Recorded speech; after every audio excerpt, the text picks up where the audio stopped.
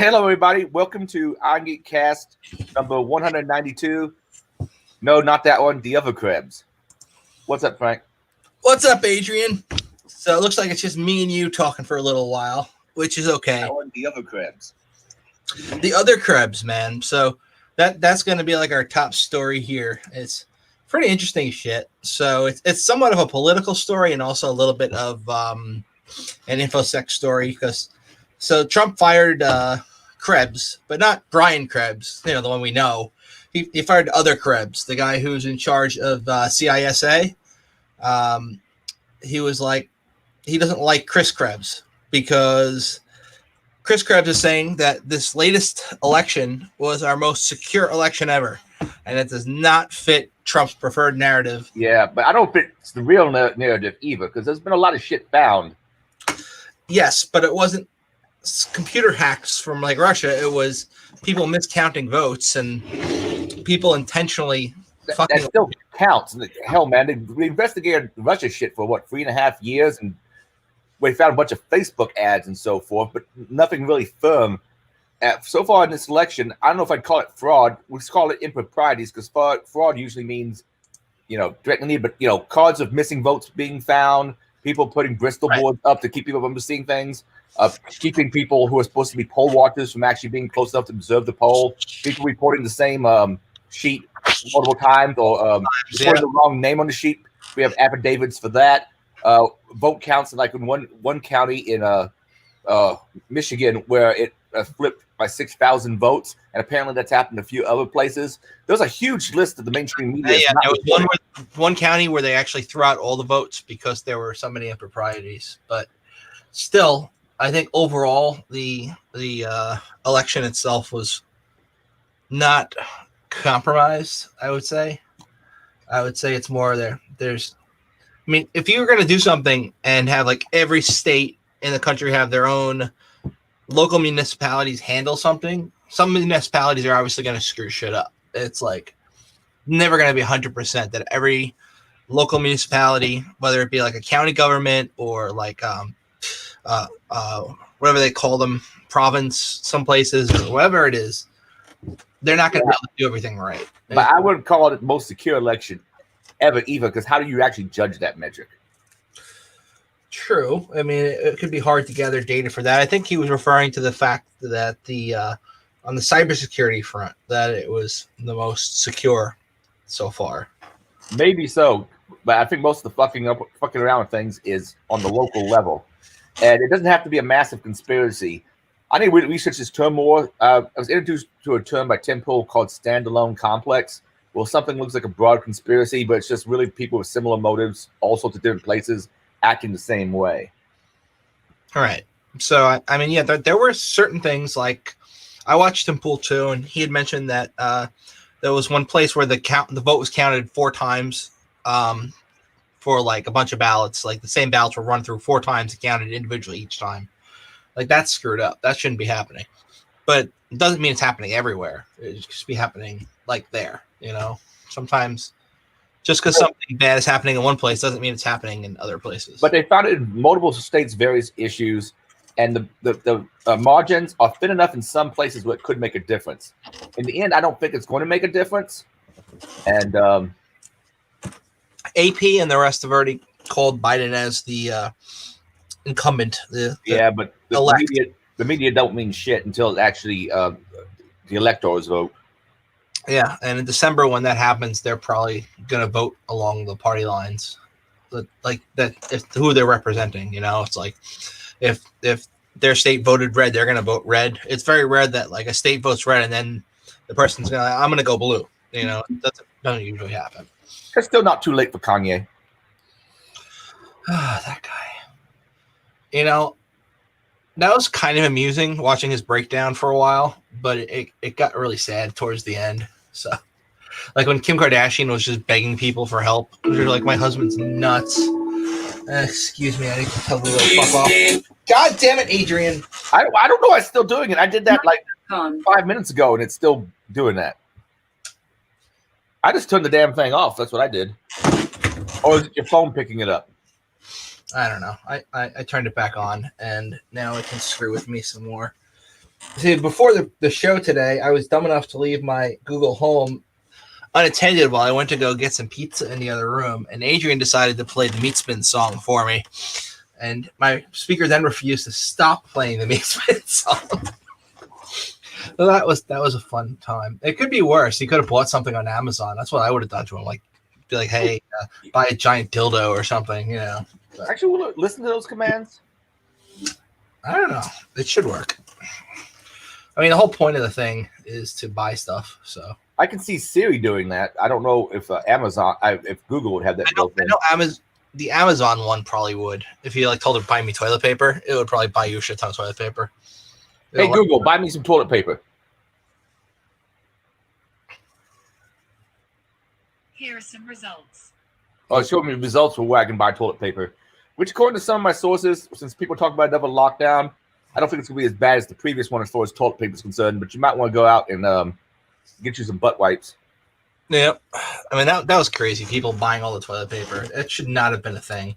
If it's like the giving tree, you know, as soon as they hear that it might not be producing more fruit, they all ran and grabbed all the fruit, and then there was none left and the tree died. It's like, if they say we might have a toilet paper shortage, now we're going to have one because people are going to be like, oh, we might have one, so let me go buy all the toilet paper.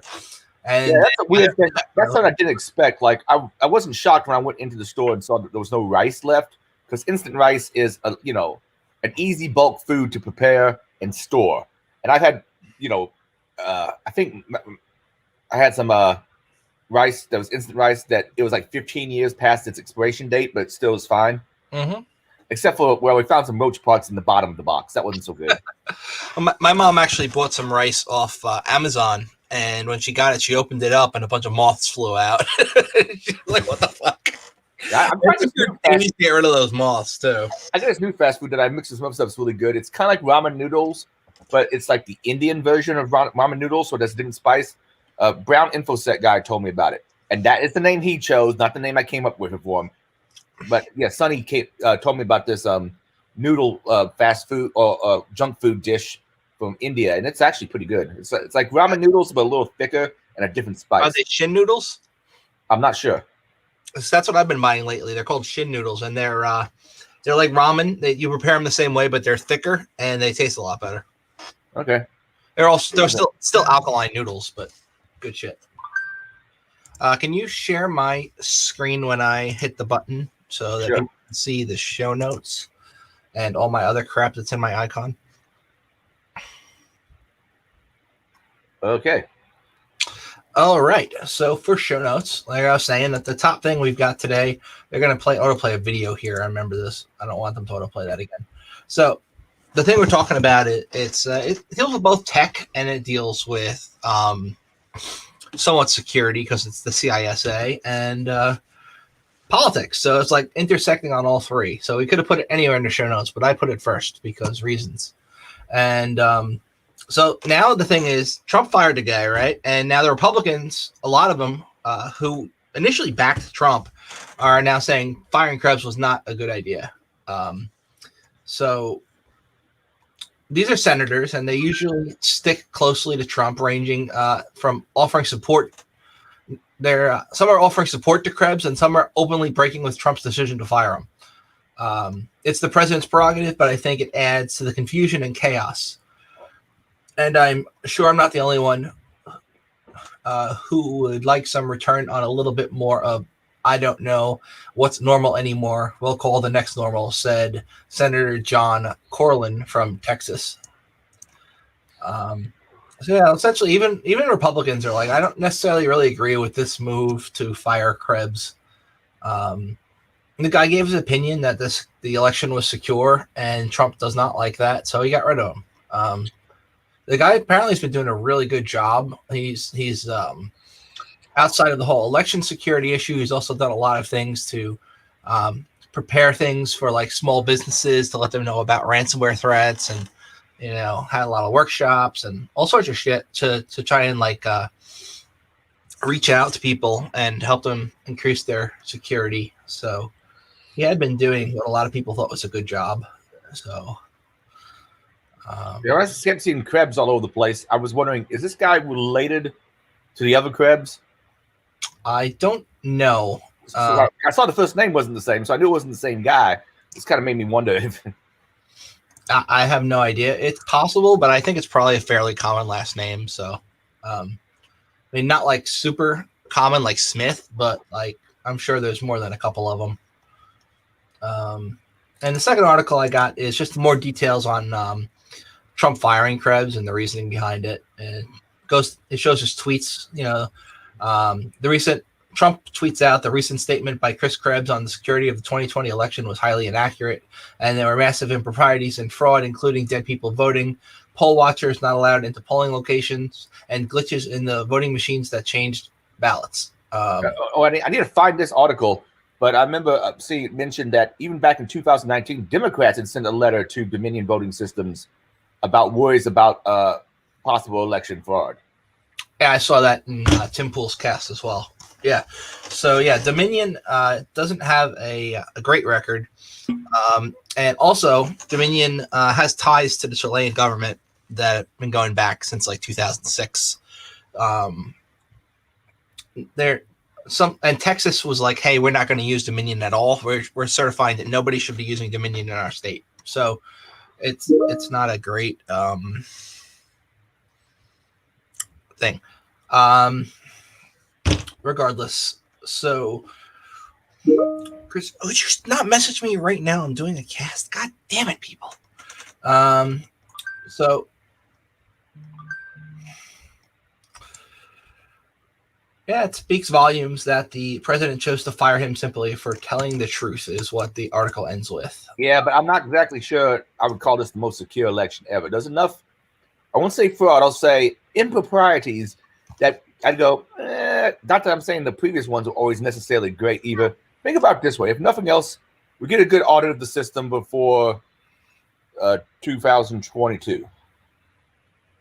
Since that'll be the next fairly big election. Mm-hmm. Yeah, I agree. So,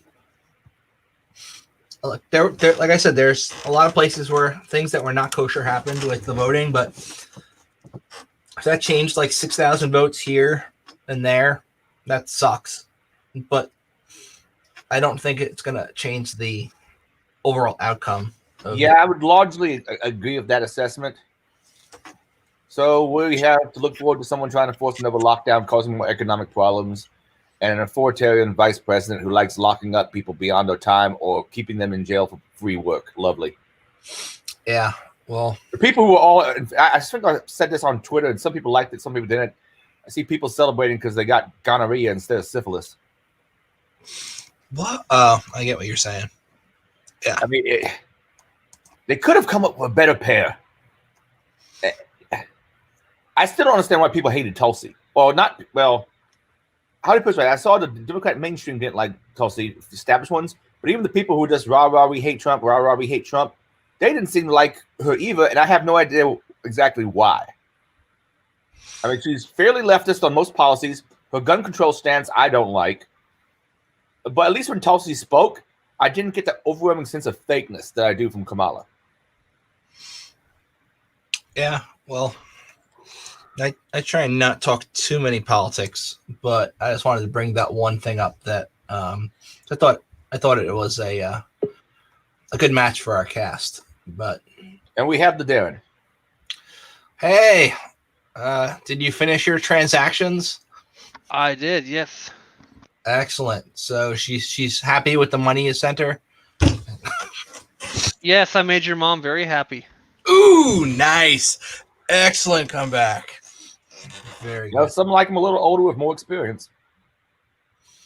Hey, I'll have you know that when I was a little kid, that all the kids in the neighborhood would come to my house and try to be my friend because they wanted to hang out with the hot mom. Oh, you had the hot mom? I had a friend who, I'm no shade of my own mom, but I don't think most people would have considered her hot. But I had a friend for a while whose mom was, I'm going to take a wild guess, 19, 20 years older than me. And damn, she was.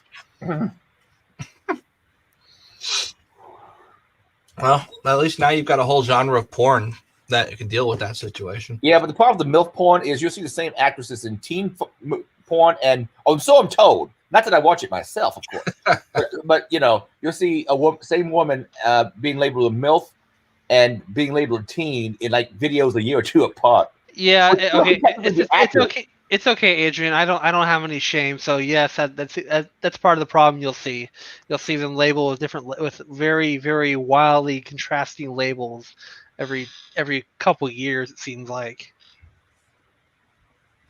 Yep, that's why I like high school girls. I keep getting older, and they stay the same age. And there's also ones for like various ethnic groups. They'll say this is this particular ethnic group type of porn, and I will look at the actress and going, she doesn't actually belong to that particular ethnic group. Yeah, there's like if you see it a lot with Arab and Indian, as in like East Indian, that they tend to use Latinas a lot for those rather than those because I guess they just don't have that many of them. They will get beheaded if they actually do that shit. Well, it depends upon the ones that do, but yeah, like actually, was it Mia Khalifa actually has like a fatwa against her because of it. Like so. Yeah, well, I think her family is originally from Lebanon. I think so too. Yeah. She was gorgeous. She only did that stuff for like 4 months. That's what she says, and she says she only made a certain amount of money from it. But I've heard other people call that into question. Yeah. I mean, it does. It's a pretty lucrative field if you can do it, but again, you have a finite shelf life, and kind of your appeal depends upon what you're willing to do. Yeah, it seems like most women at best usually do about 10 years. Then you have your Nina Hartleys, who have been doing it for like 30 years or better, I think. Yep. Now, some of the men, though, you see it for a long time. There's only so many men who can do the job. You have a bunch of guys who say they want to get in the porn, but think about it this way. You're there in a room with a bunch of other guys watching with cameras, looking at you like time is money, because time is money, with a girl who may not be interested, and you have to get it up on cue, not come prematurely, and get the money shot. This has really gone away from it being an InfoSec cast. But let's put it, the number of men... Not an InfoSec cast at this point. This was the number of men who actually do the job of a male porn star is probably few and far between. Well, not just that, but a lot of them you have to pay to get to actually start in the industry because guess what? You paid to sleep with a woman. Well, that's going to be a huge number of applicants already. So usually you have to pay to get in. Usually you have to have the right equipment or looks to do certain things. And depending upon what you want to do, you may have to do some stuff that you may not be necessarily into to actually get in because you want sex with a woman? Well, great. And so does 98% of the male population. No, that's not where I want you to open Excel. God damn it. No. Yeah, you want something a little more niche, well then there might be more opportunity there for you. So yeah, well, let's talk about other stuff now. Not that. So we covered a story a few weeks ago about GitHub taking down the YouTube download tool because they got a copyright claim from the RIAA saying that, this tool infringes on our intellectual property. Meanwhile, it's just a script that would pull down any YouTube video you gave it. And GitHub has now decided to reverse its decision. Initially, when the decision was made, people were just cloning the repo and putting it everywhere. And then there was actually a copy you could get from the DMCA notice itself, which was pretty funny. And then there were people who were getting in trouble by GitHub for sharing the code after they were told they're not allowed to share the code. It was a whole big thing. EFF got involved. They filed a lawsuit and shit. It was a big shit show. Well, the way YouTube takes things down, though, I really want to be able to archive some shit. Because YouTube can get pretty heavy on the trigger finger for saying, okay, we got to take this down. Agreed. So I think that YouTube should not be taking down everything that gets a DMCA notice before having somebody review that, but they do it anyway. Like if they get 3 DMCA notices on a video from 3 different accounts, they just take it down and nobody has reviewed it yet. So if somebody puts something up on YouTube you don't like and you've just got 3 accounts you don't mind burning, just send 3 DMCA notices. Yeah, I'm not worried about the DMCA notices as I am just content they don't like. Like there was a podcast recently, or sorry, I should say stream with Alex Jones that got taken down. And that was Alex Jones interviewing on somebody's podcast. And yes. He said some weird shit and they took it down because it was there was a mentioning of standards. Mention of squads that fire. I'll say it that way because I don't know how good the AI is at YouTube for listening to voices and deciding what they said. And I'm also the same guy that's still on suspension from Facebook because I told someone I voted earlier and where, and somehow that was election meddling. And there's no way of reaching an actual human. So I somehow doubt. I think YouTube's algorithms are probably better than Facebook's, but I'm not, trusting them that much. Yeah. So essentially what's happening in this story here is that they've now reversed their previous decision to take down this tool, and they set up a legal defense fund so that in the future, if people try to take down a tool that seems legitimate, they will not be able to do so as easily. Yeah, so the EFF, like I said, got involved. They filed a response. They said they're going to do better next time. They donated $1 million to establishing a developers defense fund to fight against unwarranted legal claims. They have more to say about this. There's a whole Twitter thread about this where they're taking a stand for developers and reinstating the tool, that the DMCA is broken and needs to be fixed, yada, yada, yada. So, yeah. At least it's back up. So if you want to download your YouTube videos, you can do that now again. If you want to do it by command line, instead of using one of the thousands of plugins that's got malware in it to do it.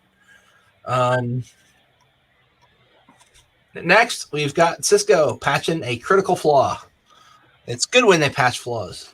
It's not good that you have to wait until there's a POC available for them to do it, but it's nice that they patched it, right? So Cisco Security Manager is an end-to-end management application for enterprise administrators that lets them do various security policy, troubleshooting security events, managing a bunch of devices. The application has a vulnerability in it that could allow a remote authenticated attacker to gain access to sensitive data on affected systems. The flaw had a score of 9.1 out of 10, which is not great. So they could exploit this by sending a crafted request to an affected device. A successful exploit could allow the attacker to download arbitrary files from the affected device. Now, I assume the device is running on some form of Linux instead of Windows, but I don't know for sure. But if you have a Linux system and you can download arbitrary files, one of those files I would imagine you would want to download would be the etc shadow file, and then maybe crack some passwords. Just a thought, I don't know. And they go through, they talk more about this. Nobody cares. It's done. There's another flaw where you can deserialize some user-supplied content that they've patched in this as well.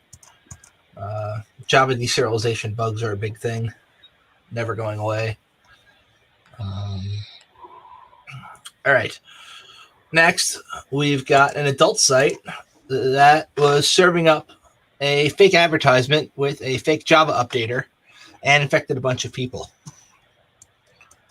So, as you know, if you're looking at porn, you should probably be doing so on one of those sites like Pornhub or RedTube or whatever you see, right?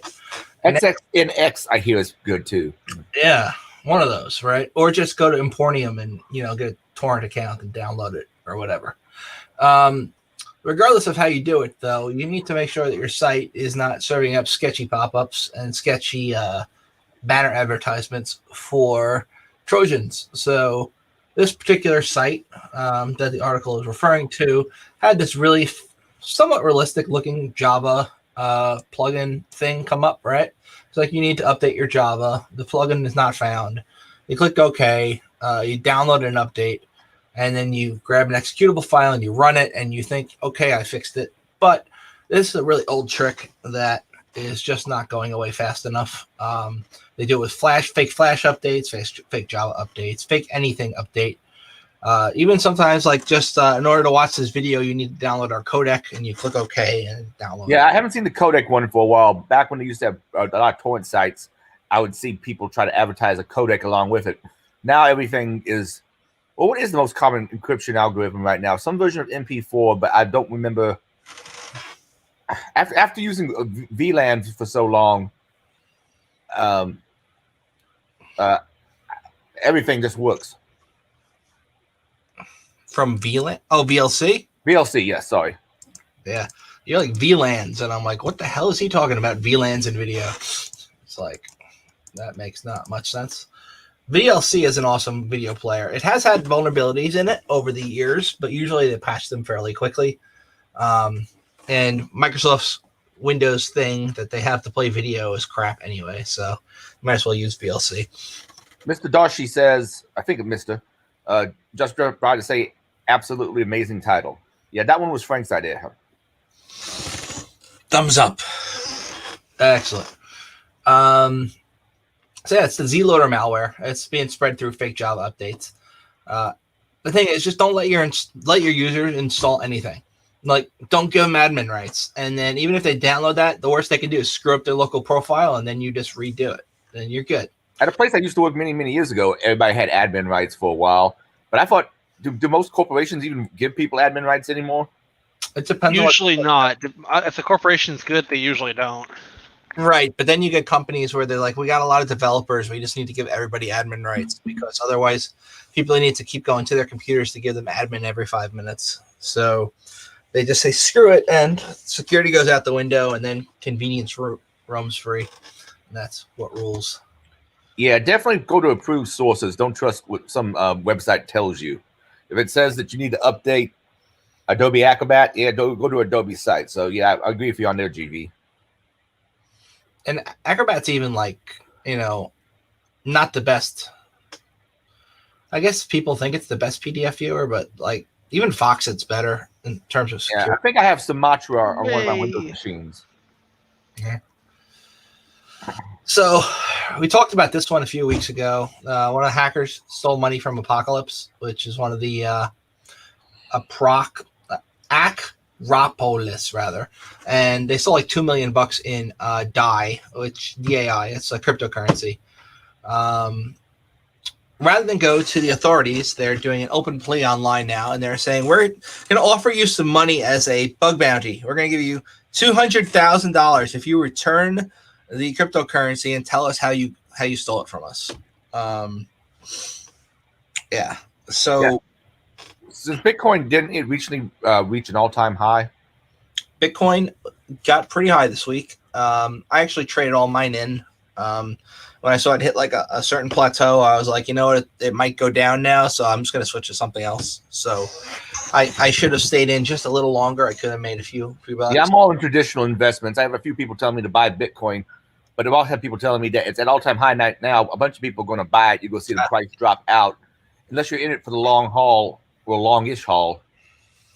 Yeah, Ethereum Classic was a roller coaster ride this week. It went up 10 points, then down 10 points, down another 10 points, up 10 points, and up 10 points again. It's like, the stock market's been doing really well for me recently, and I've been told that when it looks like we're going to have gridlock, the stock market goes up because people are not expecting any changes, which makes them more confident. And it currently looks like Biden will take the presidency. There's an increase in Republicans in the Congress, and it looks like the Republicans, last I checked, are going to hold the Senate. Is that correct? I don't know. It's a mixed bag in the House, but the Senate is Republican controlled. Yes. Yeah, the Congress is still held by the Democrats. But my Well, understanding, the House of Representatives is a mixed base. It's a mixed base, yeah. But the Senate is definitely Republican controlled. Yay, good luck. So I was reading an article, I don't have it in front of me. It was talking about how when they seized the funds that were in the wallet that they associated with the Silk Road, Ross Ulbricht's site, that the wallet at this point had like $1 million worth of cryptocurrency in it. So they went and they weren't able to get it directly from him, but somehow there was a third party who hacked access into that wallet and then turned it over to the feds. And they refer to him as Individual X, which I thought was interesting. Wasn't also some money stolen from that by some of the FBI agents that were investigating it? That is one of the stories that's going around. I don't know if it's true or not. If Nathan were around, he could verify for us. But Yeah, we did a cast about a year ago with Ross's mom. And there was a bunch of improprieties there. And the only thing about Silk Road that kind of disturbed me was the possible hitman for hire bits. But it didn't even charge him with that. And apparently multiple people could have been the ones that wrote those messages trying to contract a hitman. So it was a shared admin account, right? So it's like multiple people had access to the account, and you can only log in over Tor, so you can't track who's using it. So, yeah, it was a screwed up situation. But depending on who's telling the tale, it can be very bad for Ross or look very good for him. Yeah, I'm gonna look up the episode number if anybody actually wants to go view it, because I actually think it was a pretty good episode. But it's been like a year, so I don't remember. Has it really been that long? I don't think I'm pretty sure. No way, not that long. Anyway, so I'll tell you in a bit. All right, individual episode Irongeek cast. Yeah, it hasn't been quite a year yet. Irongeek cast the 150. Ross Ulbricht Silk Road free Ross interview. That was January 8th, 2020. That's only a few months ago, dude. Dude, it's almost the end of the year. January 8th. I mean, it's closer to a year than it is a few. Well, we can split hairs. All right. Just 1 second while I chew. So between April of 2013 and up to the day the address was seized, only one large transaction was sent, and that was 101 Bitcoin. That's about 1.5 million to the now defunct BTCE exchange. And the wallet contained 69,369 Bitcoin. That's a lot of money. So this person who's apparently they describe obtaining the Bitcoin from a hacker, and prosecutors call the person Individual X. The person the government calls Individual X is still a mystery, and they're uncertain who his true identity is. However, the IRS even got involved. Law enforcement hired a third-party blockchain analyst to investigate and analyze transactions. They were able to figure out that 2 Bitcoin addresses totaling 70,411 and 46 cents Bitcoin, which is about $354,000 at the time of transfer. And they go through. There's a whole big thing about the way they figured this shit out, right? Anyway, the feds got the money in the end. So all that money that would be Ross's if he ever gets freed is gone. The feds took it. They seized it. Now, there's a whole thing with civil forfeiture in some counties, and a lot of cops make the majority of the money for their police department this way, where if something illegal happens, they don't need to prove that something illegal happens. They can just take the money and then let it go. I remember seeing bullshit cases where someone had like a few $1,000s with them, and they were like flying or something. They found the money and they kept it because they automatically assume because you have so much money you're traveling with, you must have been doing something illegal. It's bullshit. Yeah, same thing. Traveling cross country, there was a little old lady and her husband who were like 70-something years old, and they had sold their house and they were going to move to like some place in the south, and they're driving there and they had all their money in the world in the trunk of their car with them. The police pulled them over. They did a search. They found the money. They assumed this little old couple must be buying drugs, and they took it. Like, this is our money now, and they never gave it back. So, screwed up situation. That's a law in the books in some places. So I'm not a big fan of civil forfeiture, but then again, I am a civil libertarian, so I'm not a big fan of most government shit. Yeah. Right. So the next thing we have is also cryptocurrency exchange related, right? So the Liquid Crypto Exchange says a hacker accessed their internal network and stole user data. So if you're going to hack into a crypto exchange, right, I would steal crypto, not user data. But, you know, to each their own, right? So maybe they didn't get that level of access. They did manage to get in. They breached an employee email account, and then they pivoted into the internal network. I have a cool way to do that. Let me just bring it up real quick. I haven't talked about this tool for a while. So say you get access to somebody's corporate email, right? You got their username, their password. You can log into their mailbox, but you don't have a shell in their system, right? you can use this tool, Ruler, which will let you interact with Exchange servers remotely through these protocols, right? And with Ruler, you can do all sorts of cool shit. And one of the coolest things, essentially, you're sending an Outlook rule. So when I send an email to Irongeek at irongeek.com, I want you to execute the following code. Go to this website, pull down this executable, and run it. You can have it do that. And then now you've got a shell on that guy's computer. Now you can pivot to the rest of the internal network. Really cool tool. Check it out. It's a little old now, but it still works. It should still work. Anyway, I digress. That was one of the tools I found a while ago that I thought was just really cool. So this guy's got an email hacked, and then they pivoted inside and got some more info. Yep. Did a DNS hijack. Oh, that's a thing. I should have put that in the show notes. So DNS bind attacks are back. There's like shit, my brain's not working today. DNS poisoning. There's a new DNS poisoning thing out. It's got to be in the news if I look there. Brace for DNS spoofing. There. Now it will be in the show notes. So this is called SAD DNS, right? This thing is cool. I'm not sure if this is the same thing. Yep, this is it. So SAD DNS will allow an attacker to essentially do what used to be called a DNS spoofing attack, cache poisoning.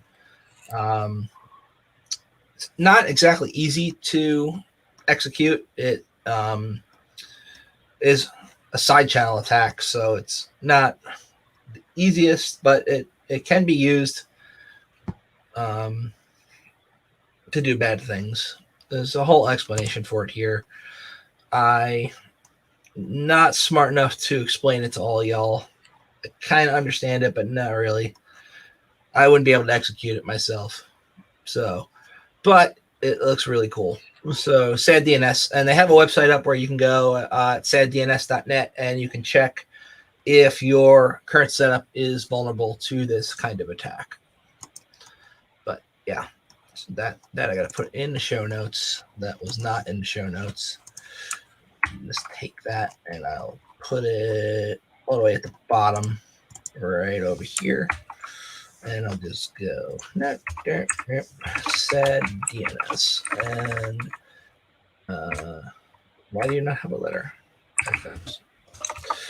I don't know. It's down at the bottom. I'll fix it later. So yeah, that's a thing. And I'm sorry I went off topic again, but I do that. So Zero Login is from a few weeks ago. It's a domain controller attack that lets you, well, it's not necessarily a domain controller attack, but it's usually used against the domain controller. It lets you log in with admin creds when you don't have admin creds using a race condition. Cool shit.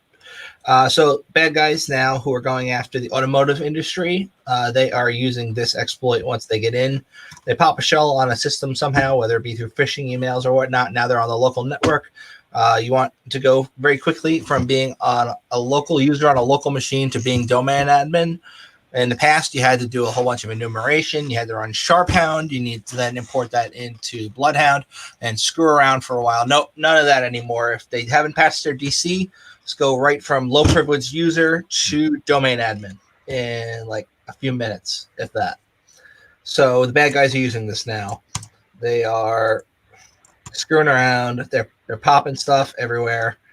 They're also using some DLL hijacking stuff. So yeah. And that's the gist of that article. So we don't need to read it, but it's there in the show notes if somebody wants to. Why ransomware is still so successful. This one is pretty simple because about 1 out of every 4 people who get ransomware still pay it. That's why it's still so successful. If you pop 10 boxes, right, and then a few of those people, you know, I guess 10 is not the best number to go with. If you pop 20 boxes and 5 of them pay, that's pretty good for you. If you're, you know, a couple $1,000 each one, you're good. You're making money. Excuse me 1 second. Okay. Right. So most of these firms, like you get popped, you go to them and you're like, hey, I got hacked. What do? They go, don't pay the ransom. And what do people do? They pay the ransom. I'm going to pay the ransom. And then you get these firms that are real shysters, right? These guys are like, you know what? I'm going to negotiate on your behalf with these criminals. And then they go and they talk to them and they're like, hey guys, this company's willing to pay $10,000 if you give us a decryptor. And they counter and they'd be like, give us $12,000 and we'll give it to you. And the guy goes back to the company. He's like, good news, guys, for $25,000, I can get a decryptor for you. And then he takes the $12,000 and he pays the bad guys and he keeps the rest and makes a lot of money and everybody's happy. Right. Negotiators. So the cost of paying the ransom is not usually the most expensive thing the company even has to do. Like they now have to rebuild their systems and secure them, and they might have to store a bunch of crap from backup and fix it. And it's like leads to a huge new reinvestment in infrastructure for the company. They got to rebuild shit. So there are a whole bunch of statistics out there. Like 1 out of every 3 companies that gets hit with ransomware ends up having to close. When it's small businesses, it's an even higher percentage. Yeah. We got a question from Dolphin here. What do y'all think about the Section 230 order? Remember, that's the one about being a publisher versus being a distribution channel. What was the actual terminology? A service provider? Someone correct me on the terminology. Section 230 was designed to address early court decision holdings that if an online platform restricted access to some content posted by others, it therefore would become a publisher on its own, and all content posted to the site for purposes torts and such as defamation. So like, hey, if you're saying I'm going to block some material on my site, I guess that makes you a publisher, is what the order seems to be. I haven't heard of this before him mentioning it. I'm assuming Dolphin's saying there's been some recent order that changes it. Like an executive order or something? Well, this is the executive order. It's in there. See, like this executive order on preventing online censorship was passed May 28th of 2020. It goes through, and then it gets down to that section we were talking about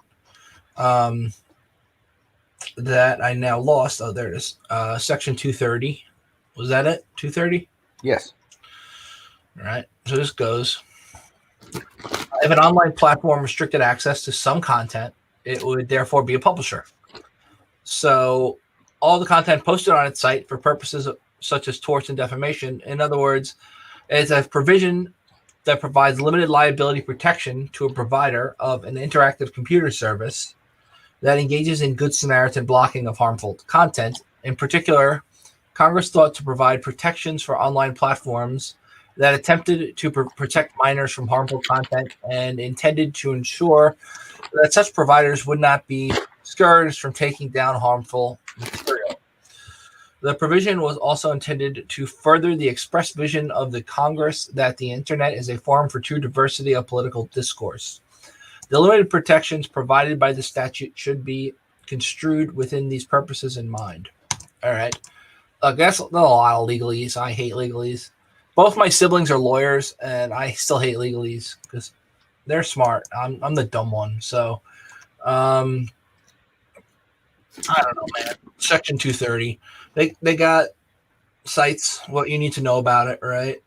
There was that 96 Communications Decency Act repealed. It's essentially, I guess, dealing with just social media sites and the ones that block. Trump probably put this together because he got tired of Twitter blocking his tweets and saying that it was factually untrue. Well, a bunch of other stuff, like what was it, the New York Post article, though this would have been after this particular executive order, the New York Post keeping people from being able to read about the Hunter Biden laptop. Right.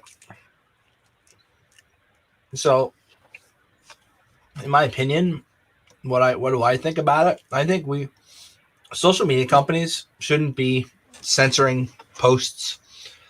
Yeah, I love it when they asked Jack Dorsey during some recent, I think it was a Senate interview, that can Twitter influence the election, and Jack Dorsey is like, no, it can't, because there's other mediums that people can exchange information on. There are, but there's certain ones that are way bigger than others, and a lot of people aren't on the other ones. While they can, not enough. How do you put it this way? There's monopolies and there's de facto monopolies. I want to be the shoe.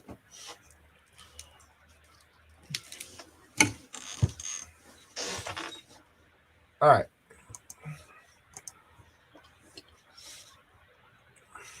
It's some good pizza.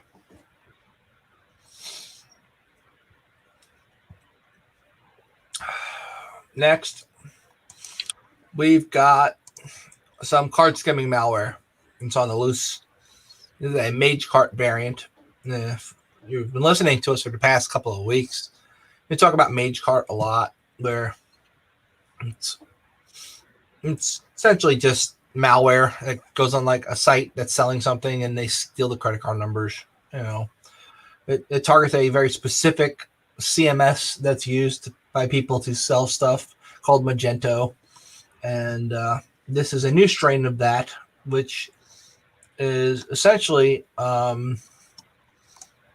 using just a loader and a skimmer. So yeah, it's just like the same shit, but a different variant of it, right? And it's out there.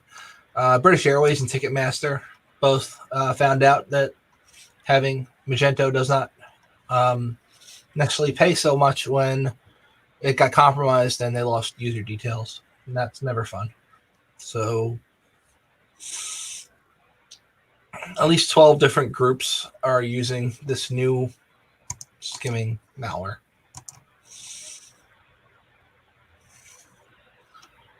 Adrian's messing with my show notes. Why? Because it wasn't quite right. Well, you're not quite right, but we still hang out with you. There we go. All right. Make me lose my spot. APAC. All right. So the majority of APAC firms pay up in ransomware. That would be Australia and like Singapore and places like that. All right. Despite expert advice against paying up, like I said before, most victims of ransomware attacks over here, including 88% in Australia and 78% in Singapore, paid the ransom. And the number of attacks is just going to keep going up because of that, especially now that so many people are doing remote work. APAC stands for Asian Pacific Region, if you did not know, which I did not know, which is good. And now you know. And that little star goes in my head. Don't fall victim to ransomware. It's bad. That's not what the article says, but I'm just saying that. All right. 45% of enterprises in Singapore would take between 5 and 10 days to recover from a ransomware attack. 11% in India, 35% in China. According to a 2020 ransomware resiliency report released on Tuesday night. Well, 39% in India say they would need fewer than 5 days to fully recover. Another 36% of the country said they would need at least a month.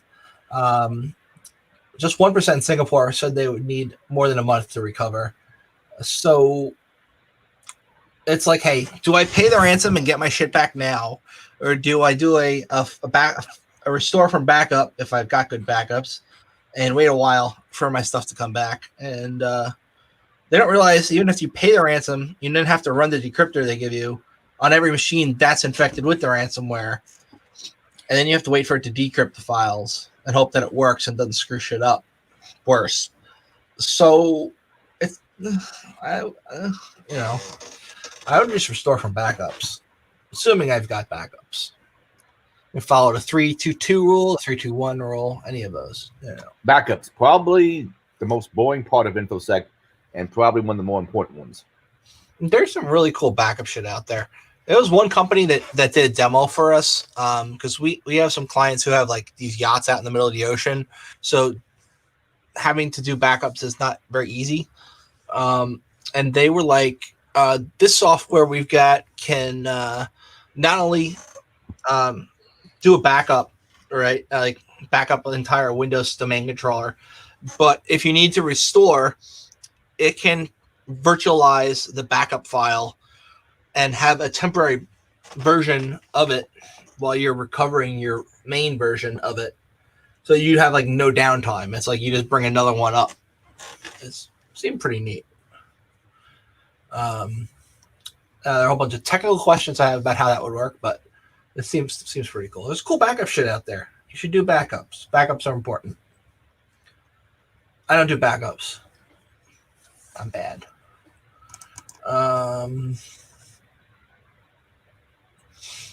Ransomware attack forces web hosting provider Managed.com servers offline. So Managed.com, if I remember, is one of the bigger ones out there. They're one of the biggest providers of managed web hosting solutions. It's like, say you want to run a website, but you don't want to run it yourself, right? They will run the website for you, and you just pay them. Well, they got hacked. They got owned. Ransomware on their servers. Multiple sites down.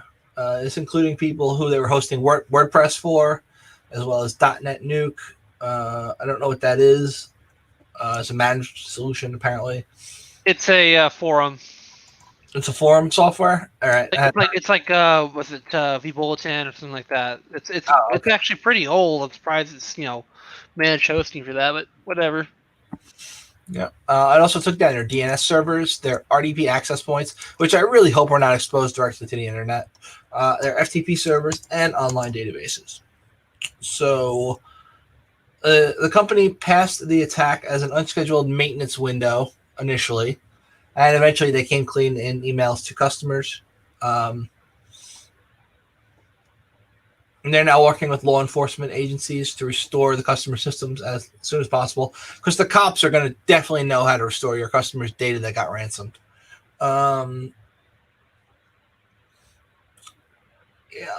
So if you go to manage.com now, it will tell you that if you're a customer of theirs, your stuff is down. That sucks. That's a lot of people, man. That's like Google Sites getting hit, It's just like a lot of people's websites go down for that shit. All right. Mercy, Iowa City reports a data breach. Mercy, Iowa City is reporting a data breach that leaked personal information of about 60,000 people, information such as social security numbers and health information. The legal firm representing Mercy, Iowa City said the breach came from an employee's email account from May 15th to June 24th of this year.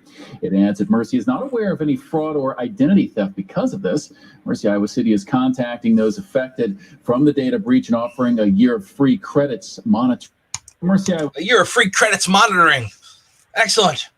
That totally makes up for bad guys having all my info. So they got hacked. And Funny Dream is next. We're going to be talking about a Chinese advanced persistent threat. They have popped about 200 systems now. Funny Dream. I haven't heard that particular combination used before when describing an app. It's like usually it's like an animal and a place or something. Anyway, Funny Dream. So this is a Chinese state-sponsored group, and they've infected more than 200 systems across Southeast Asia with malware for over 2 years. The malware infections are part of a widespread cyber espionage campaign. They're primarily targeting Southeast Asian governments, and Bitdefender has not named any victim countries in their report, but Kaspersky is like, yeah, they're hitting Malaysia and Taiwan and the Philippines because Kaspersky don't give a F. Going through, yeah. So I don't know how they were able to determine this. Maybe they just did like a Shodan search for whatever the C2 server, not the C2 server, the malware reaching out to the C2 server. No, that wouldn't be it. I don't know how they figured it out. It's not even in here. They don't go through that. But whatever. They know this malware is around and it's on a bunch of crap. So, and it's state sponsored, just having the Chinese government right in your stuff. Cisco rolls out a fix for a Webex flaw that would allow hackers to eavesdrop on meetings. Nothing more fun than having hackers in your meeting, right? So this would let people ghost this vulnerability meetings, essentially meaning they could listen to it. It's like being in the room, but nobody knows that they're there. The vulnerabilities meant that they could join a meeting as a ghost and have full access to audio, video, chat, and screen sharing stuff. So it's just like you're any other participant, except you don't get an icon that everybody else can see showing your beautiful face, right? You're just there. You can ghost and listen in. So they fixed it. It's fixed. You can't do it anymore. It had something to do with manipulating the handshake. Yep. Cool stuff. Read it if you're interested. If you're not interested, don't read it. Next, Apple lets some Big Sur network traffic bypass firewalls. Now, if you don't know what Big Sur is, that's one of those OSs for Mac. It's like, what is this, like OS 11 now or OS 10 point something? Who knows? It's an Apple operating system for computers. So going back to the last version of Mac OS called Catalina, Apple added a list of 50 Apple-specific apps and processes that were exempt from firewall rules, such as Little Snitch and Lulu. I don't know what either of those things are. I don't like that name. That sounds weird. There's an undocumented exception. So these programs don't hit your firewall. It's like this guy did an infographic. Let it go. So you got your Apple app traffic not going through the firewall and then going to the internets. And you got your third-party apps. They got to go through a firewall first, and then they go to the internets. So by firewall, we're talking like a software firewall on the local device, not like a real firewall. Same difference. So what's happening is that who's vaping in my cast? Sorry.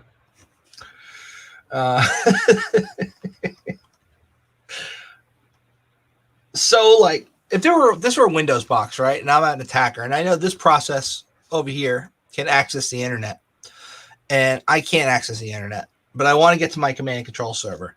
I would just migrate into that process, and now I can get to the command and control server. So since this is Apple and not Windows, it pretty much works the same way because reasons. So you can just migrate into the other process, and then you get online, even though you're not supposed to be able to get online. Yep. So yeah,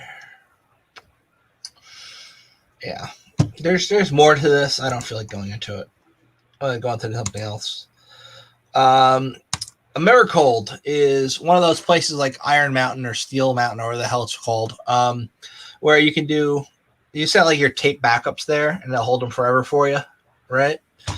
They're a cold storage firm. They've been hit with ransomware attacking their business operations. They've been in business 117 years. I didn't know we had computers that long, but apparently no. People used to store different types of documents or something. I know, I'm teasing. So they got temperature controlled warehouses and transporting. They also hold like stuff for Pfizer and biotech places that need to be refrigerated. Ooh, that's where we can find the next pandemic. Yeah. So they took immediate steps to contain the incident and implement continuity plans where appropriate. The company has notified it's working closely with law enforcement. I'd hate to be those law enforcement guys. It's like, hey guys, what happened? We got hacked. Do you know how it happened? No. And you're like a cop. You don't know anything about computers. It's like, all right, well, let's fill out this paperwork and we'll get back to you. We're working closely with the police. Their cyber capabilities. They would be a prime candidate to extort human-operated ransomware. The nature of its business also means that operational outages could seriously impact their customers. So, Americold and their systems are down, unable to assign a door. Yeah, I don't know what that means. All right. In other words, they got pwned. Everyone gets pwned. Adrian got pwned. And Yeah, that's true. He pwned my speaker, and my speaker started meat spinning, and it was horrible. I still have flashbacks. It could have been one man, one jar. It could have. All right. So if you're running Microsoft Teams, but you're running it on a Mac box, congratulations, you can now be admin. You don't need admin privileges. You just need Teams installed, and you've got some Privesk. As if I need another reason to fucking hate Teams. So, yeah, the XP. Sorry, I got a mini rant because we started using it at work instead of Jabber, and oh god, it's such a fucking resource hog. It makes Chrome look like lean by comparison, and oh god, the notifications are so fucking aggravating. I got 2 of them while we were starting our casts today. That was fun. Yeah. Well, the problem with the notifications are either all on or all off. You can't like say, "Oh, get rid of the post notifications" because those things are fucking annoying. But leave the beep and leave the the notification button and the taskbar. You have to turn it all on or off. It's like, ugh. Did you notice it also when you send your friend a file right in a room? It gets uploaded to your SharePoint server or your OneDrive if your company has one. And then you can just navigate to folders that you shouldn't have access to, but you can just get into. It's like, oh, coworker A sent coworker B a file. Let me go in coworker A's folder, and oh, there's the file. It's like, yeah, it's got some issues.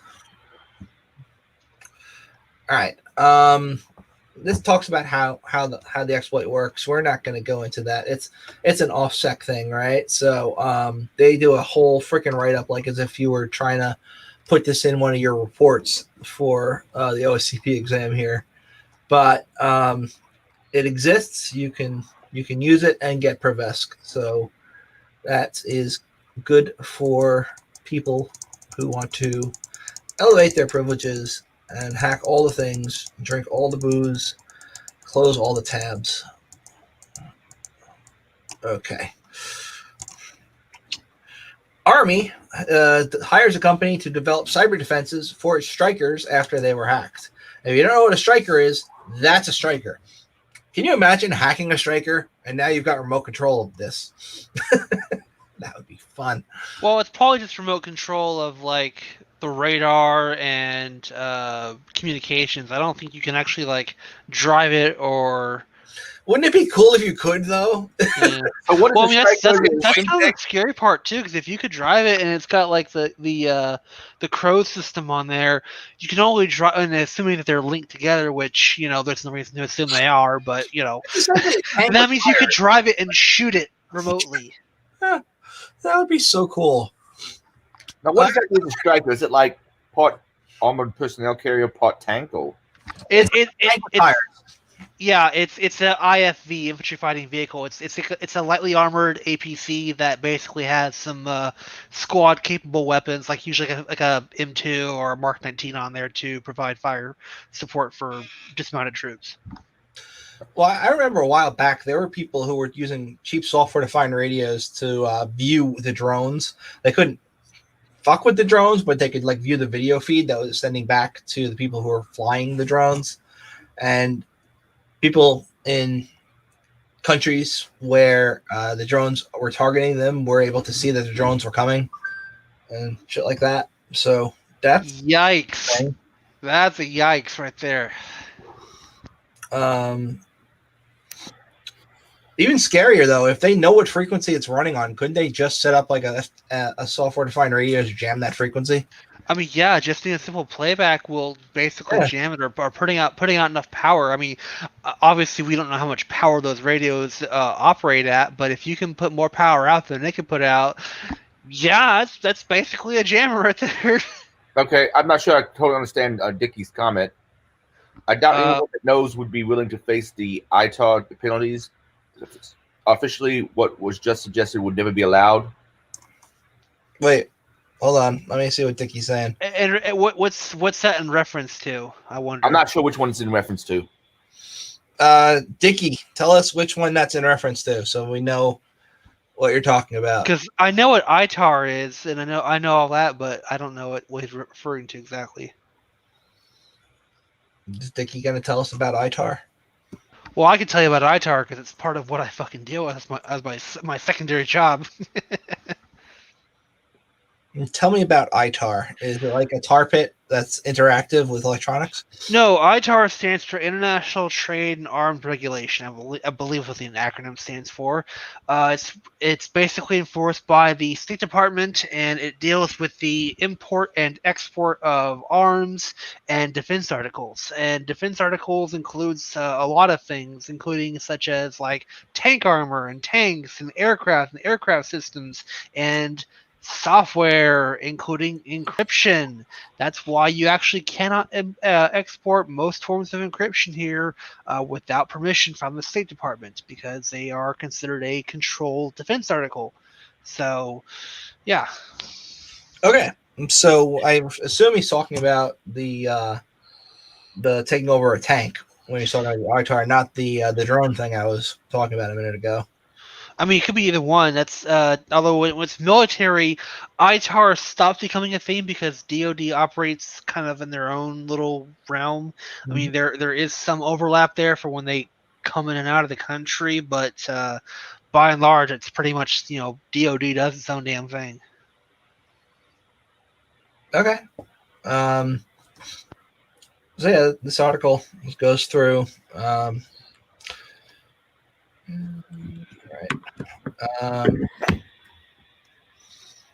I don't know.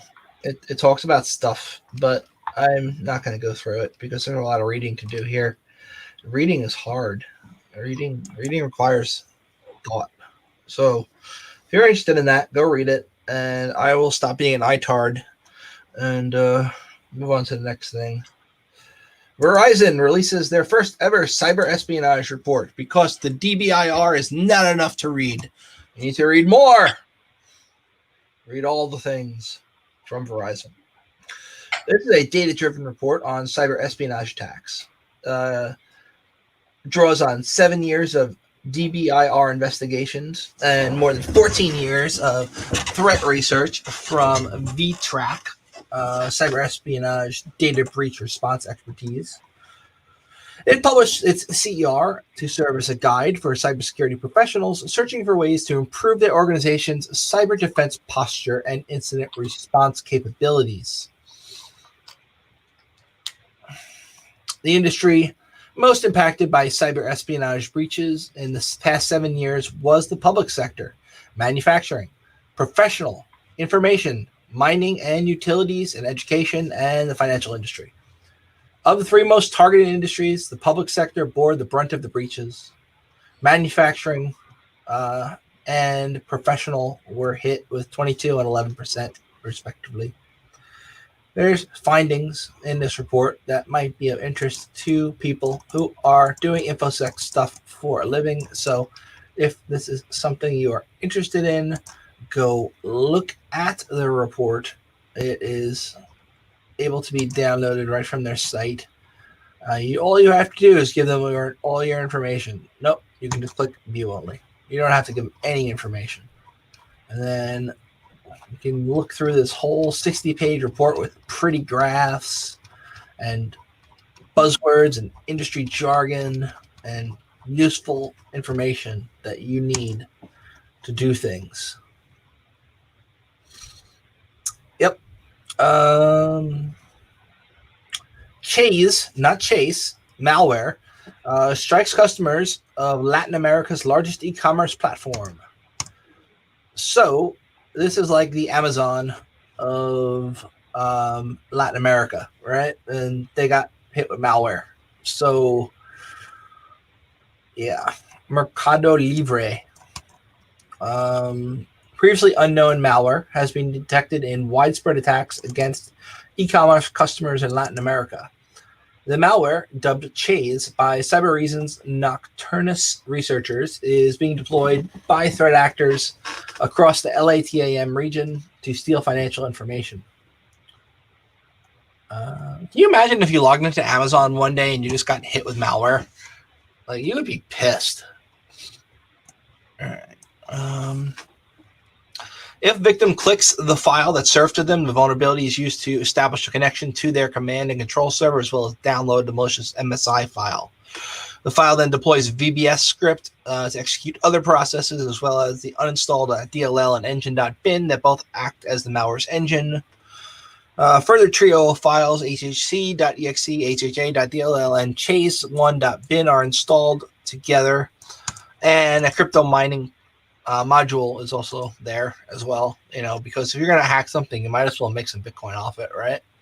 So, yeah, it's got some cool C2 shit built into it. It's under active development, getting many new revisions. Yeah. Anyway, I wonder if it was an ad network that got them compromised. Those things tend to spread malware like fire. So those are fun. Either you guys still alive? I'm just talking to myself. Is there a dead stream? What's going on? I'm just listening to the sexy sound of your voice. Oh. All right. Next, we're going to be talking about researchers warning of internet security risks with connected Tesla backup gateways. So, what is a Tesla backup gateway, you may ask? It is a platform designed by automakers for staging solar and/or battery Powerwall installations. And you're not supposed to put them right online. You're supposed to put them like on your network behind a firewall. But people keep putting them online, and like they don't have passwords, so that's not good. Some dudes at Rapid7 who maintained the Metasploit framework, even though they didn't make it, described the security risks associated with connecting a Tesla backup gateway to the internet, in particular ways that open connections can be used to violate privacy and concern. Violate privacy and security. In order to access the gateway, users connect to the software's Wi-Fi network, enter its serial number that acts as a password, and then access the backup gateway from a browser. And it's got a self-signed SSL certificate.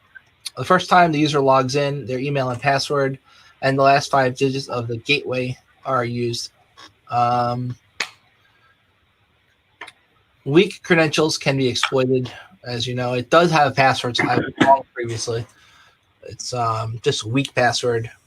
The access point's SSID uses the last 3 characters of the serial, meaning you only got to guess two characters, right? And then the gateway is connected to a LAN. Its host name is broadcasting using the full serial number, so you can that way. It's not the most secure device in the world. Elon Musk needs to, get some more cyber people to do cyber things. Stop smoking all the marijuana. ASL?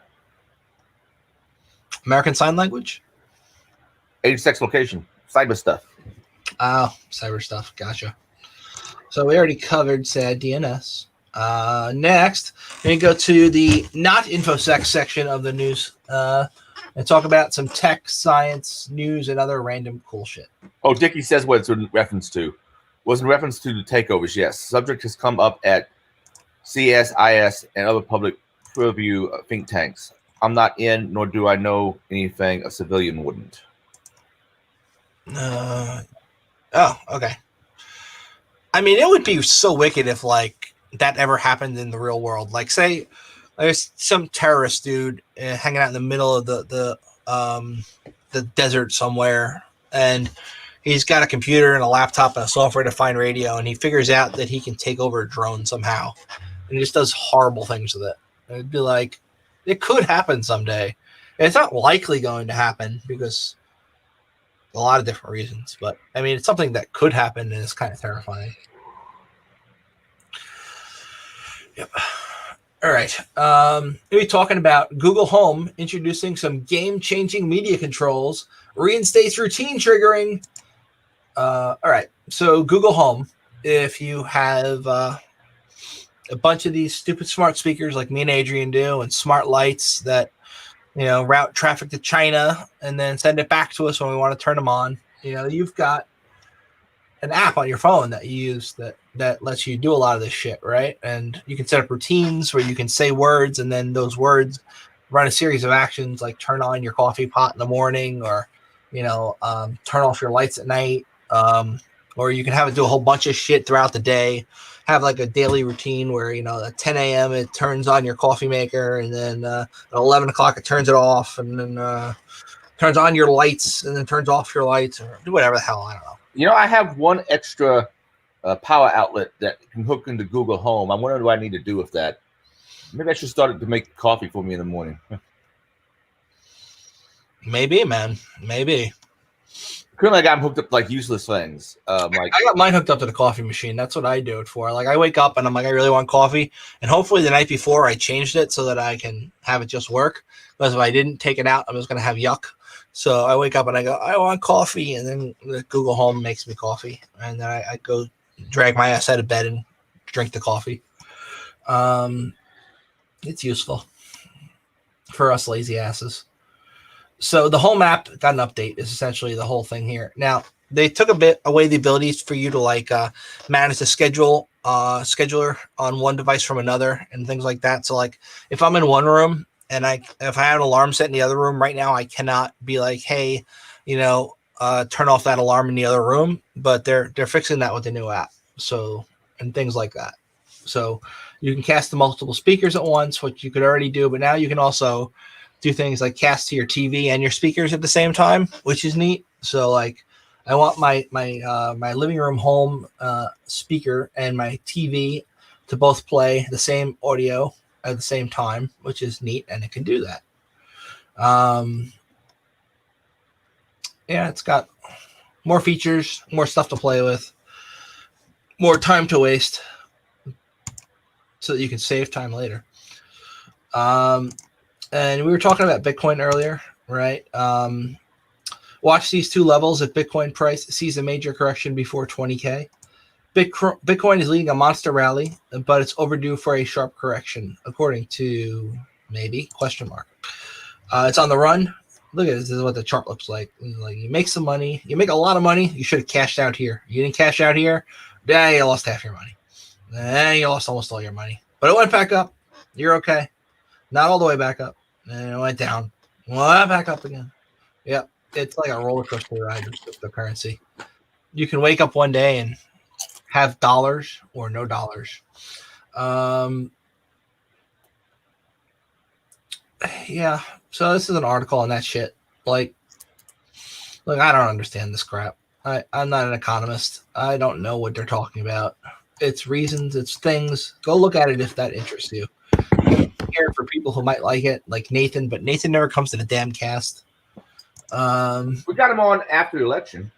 I know once. All right, this one's kind of cool. Those cheap Bitcoin miner boards you could buy, the FPGAs? Well, somebody figured out you can hack them and make them do other things. So this is like a $20 board, right? And you can buy it online. You can buy even imposter ones cheaper. It's just it's an FPGA. It's a dev board, field programmable thingy. So on it, it's got some RAM. It's got an ARM Arctic 7 FPGA. Got some logic elements. I don't know these things. I know basic electronics, and this is above me. But so if people are screwing with these, they can do cool things, I imagine. I don't know what the cool things are, but I always like people toying with hardware and making it do things it wasn't designed to do. So that's always fun. Anybody understands it? Go and do it. Amazon's going to be selling meds now. So no more having to trek all the way to CVS, right? Just get your doctor to call them into Amazon, and then Amazon will deliver them for you. I wonder if Amazon can take insurance too. That would be really weird. So GoodRx was hit the hardest with the news that Amazon is going to be doing this, and their shares dropped 19%. Walgreens and Alliance also went down 10%, and even CVS went down 7%, with the news that Amazon is going to be selling meds. Yeah, all the businesses that have been put out by the pandemic, my understanding Amazon is doing record numbers.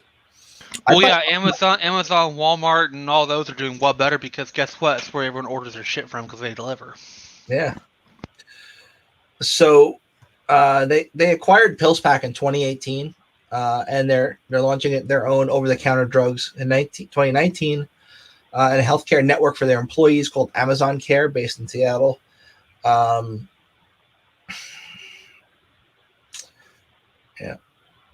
But which state was it that recently legalized all drugs? Utah. Okay. My buddy lives there.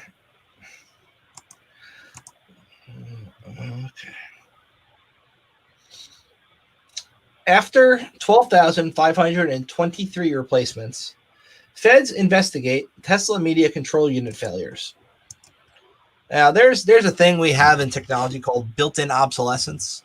It's where you intentionally build something so that after a few years it will break intentionally, and then you can get somebody to go buy another one, right? Tesla's being accused of that. So the heart and soul of these entertainment units that are built into the cars is an 8 gigabit SD card, right? And yes, you know SD cards have a limited number of reads and writes, and well, the SD card would get log data every day, and eventually the SD card would fail because it got too many writes to that card, even if it deleted old logs and whatnot. It only has like 3,000 cycles of read or write. So after that many reads or writes, the card dies. So it's crap, right? I take it it's not field replaceable. It's soldered in. So it's a NAND flash memory chip, right? It's fitted into the media control unit, and it will write to this chip. And after about 4 years, it reaches the lifetime number of writes, and then the touchscreen is going to die. And then functions like the car's backup camera die because you can't access the touchscreen, as well as the ability to defog your windows or have audible alerts and chimes when for the driver that aid in the turn signal usage. So the regulator's Office of Defects investigated 537 complaints about this, and it asked Tesla if it knew of any other problems with their Tegra 3-based systems, which is fitted in approximately 158,000 models. Tesla did, handing over 2,399 complaints and field reports, 7,777 warranty claims, and 4,746 non-warranty claims. So the gist of it is they built this media unit so that after 4 years it would die, because whether or not they did this intentionally or not is unknown, but there's a component in there that can only have so many reads and writes, and then it is kaput. You got to go replace the whole damn thing. They could have fixed this by just having it be like an SD card. You could pop a new one in, but no, this is Tesla. It needs to be an integrated system on a chip. That pain in the ass thing, right? So if you got a Tesla and your media unit stops working, that's usually the reason it stopped working, right? And then yeah, I'm thinking about getting a new car here now. My Honda Fit is at almost 150,000 miles, which, granted, it's a Toyota. It should be go for quite a while. The parts of the trim are falling off. A mirror on the passenger side has been taken out. It's now held on by glue. Apparently, they think I need to replace the catalytic converter, which costs close to $3,000 by itself. Yeah. I remember when my dad drove a Cadillac. It was like an 82 Cadillac, and the catalytic converter went. We couldn't get anybody to get us a part. Like, nobody had it. And eventually I went online. I found this place that would send me one, but they insisted that I send them the broken one in return, as well as pay for the new one. My dad didn't like that. So he got the new part, right? And then he's like, screw them. And he just threw the other one away. And they charged his card again, like for 2 of them, because they're dicks. And apparently that was in the agreement. And I guess they just fix the old one and then sell to somebody else too. But catalytic converter is a difficult part in the car to replace. Yeah, at this point, I'm thinking about just getting a new Honda Fit because I want all the bells and whistles and the entertainment thing and the possible GPS built in, but well, at least tied to my phone. And I don't know. Yeah. Well, I hope you get a car you enjoy. Well, I like my Honda Fit from 2007, so I'm planning on getting a new Honda Fit. And the thing is, this year, my understanding before I read online is this is the last year that the Honda Fit will be available in the United States. The bad side is a Gen 4 Honda Fit's coming out that I guess that's only going to be in, well, non-U.S. markets. That's weird. I guess maybe they're not selling as well in the U.S. I like mine. Yeah. So story time. A friend of mine, Santo, and I went to a thing in Wisconsin a few years ago, 2 years ago maybe, and we're there. We're having a good time. We drove there, and we're driving back. And on our way back, we hit a freaking deer in the middle of Ohio, and it totaled his car. And he had just finished paying off this car. It was like a diesel powered regular commuter car, but he wanted the diesel for reasons, and he really loved this car. Like, he gave it a name and everything, and he was distraught. And we got a rental car, came back home, and then everything was fine. He bought another one, the same freaking car, because he loved that car so much. He's driving it home from work the other day in Long Island, which is like out in Mastic, which is out in Suffolk County, which is if you don't know anything about Long Island, Nassau County is kind of more industrial. Queens is very industrial. Nassau is a little residential and industrial. Suffolk mostly is just like farm country type shit. It's like they're not really farm country, but like it's spacious. You got trees everywhere, and you got deer there, right? So he hit a deer in the same freaking spot that he hit a deer last time. And now he's totaled 2 of those cars with deer. And we don't even have a lot of deer around here. So it's pretty funny. That's my story. And it's not a very good one. But I made you listen to it anyway. And now you wish you had those minutes back. All right. Next, we have Microsoft Pluton is a new processor with Xbox-like security. But it's for the PC. So, Pluton. We got Intel, AMD, and Qualcomm will all support Microsoft Pluton. It's a new security chip designed to protect future Windows PCs.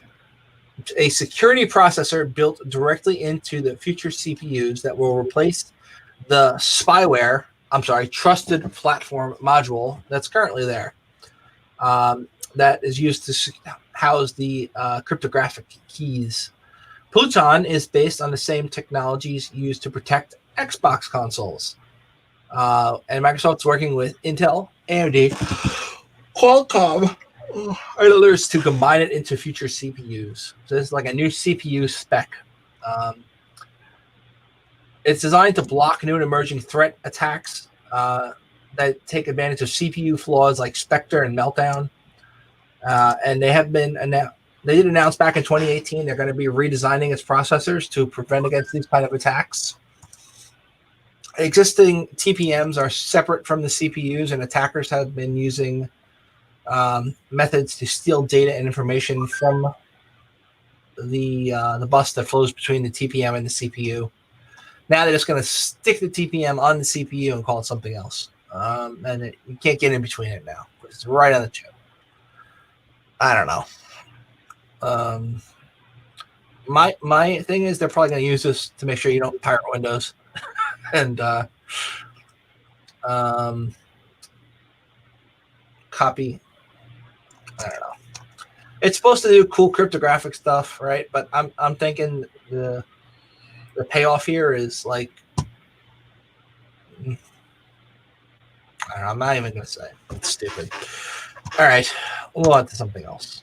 But essentially, they're replacing the TPM and putting it on the chip. So, is that my phone? Is that your phone? It's mine. I'm going to turn off notifications. I'm going to start messaging you during the cast and see if I hear it. Okay, Google, play Meat Spin. Ain't working. Motherfucker in the other room! I'll kill you, Adrian. I'll kill you. Yeah, but whenever the next time you see That me. was great. I didn't see it. I just heard the reaction. That was just, I hate you. Okay, Google, shut the fuck up. It was playing on both my speakers in the other rooms. You suck, Adrian. You suck. You spin me right round, baby, right round.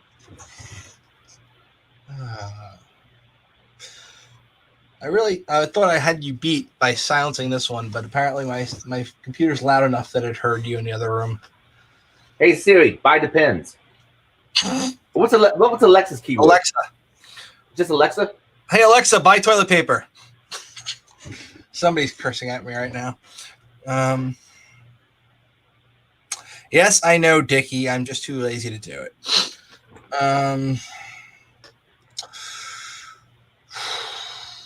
Next, AMD card. AMD launched another graphics card. It's supposed to compete with the 3080. It's probably not as good, but it's probably cheaper. All right. It's been a long time since I've been excited about AMD processors or graphics cards, but in the past couple of weeks, it's totally changed that. I'm still behind on anything gaming. I have my MacBook that's fairly high grade, but I don't know if it's for gaming at all. And I have my PC that I've had since 2011, and it still does everything I need except for play, high def. I mean, some videos it doesn't play well, but it's a really high definition. But speaking of that, you know that the format wars were actually won by the porn industry. Yeah, I heard about that, about the beta and the VHS. Yeah, it was like beta or VHS. Well, they're making more porn on VHS, so that's why they went with VHS. And the same thing with DVD versus its original competitor. And then I don't remember what the hell that was, but then Blu-ray versus HD DVD, same thing. There's more porn on Blu-ray, so they went with Blu-ray. Now, the only thing I know that competed with DVD was like Laserdisc. Yeah, I don't know. I could have been wrong about that one, but I remember Laserdisc. I remember going to school in like the 4th grade, and the teacher was so excited that she had a Laserdisc player, and she played that stupid movie about the Sound of Music. That was horrible. Dancing in the Hills, and the hills are alive with the sound. There was one other weird format that was disc-based, but I don't think it was Laserdisc. It was something like CCD or something. I remember having them at the local library, and you'd have to like take them out and flip them over. And the only movie I remember watching on it was Creepshow. But it was about the size. It came in a cassette, but it was a disc inside the outer covering. And crap, I wish I remember what the thing was. I remember when I was a kid, and my next door neighbor had a Mac, and that Mac took CDs for games and shit. But the Mac was weird in that, like, he didn't take the CD out of the case. He just stuck like the whole freaking case with the CD in the computer. Like, I'd never seen that before, and I don't think I've ever seen it again. And it was. I think disc caddies for them. I used to have at a library I worked at. They had a CD-ROM server which they never actually used until I hooked it up, like 10 years out after it was actually something new. And they had these cassette. They had these disc caddies for it. Yeah, I know some guys who work in the city. They work for a place that deals with deaf people, and they have a whole bunch of audiobooks, but the hardware that's running that audiobook stuff is ancient, and like there's no way to fix it if it breaks at this point. And when somebody requests an audiobook, they have like these master reels that have hundreds of audiobooks on them, and they fast forward to the point that it's got it, and then it uses this proprietary thing that essentially takes that and copies it to a regular disc, like a what do you call that? Like tape. I don't know what those tapes are called anymore, but like the tapes you put in a cassette player, a cassette tape. Moron. Back in the mid '90s, a box that could hold like, what was it? Was it 14 CD-ROMs maybe? That was a lot of data for back in the mid '90s. Yeah. It was. Yeah. So essentially, AMD made another card, right? And this is supposed to compete with the 3080, and it's like $50 less, and it's got comparable specs. So I don't know. Maybe it'll be good. I don't know.